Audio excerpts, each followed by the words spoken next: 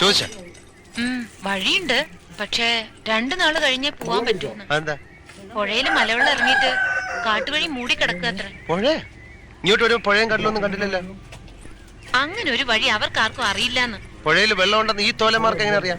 തേനും കൊണ്ട് ചന്തയ്ക്ക് പോയ കാടന്മാര് മടങ്ങി എത്തിയിട്ടില്ല, അക്കരെ കുടുങ്ങിയിരിക്കാന്ന്.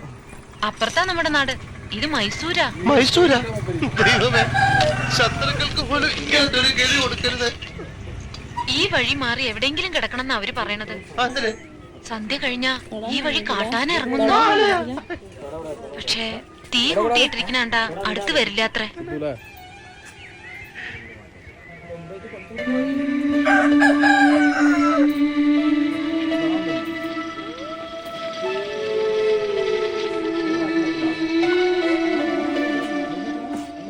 ഏയ്, എന്താ ആലോചിക്കുന്നത്?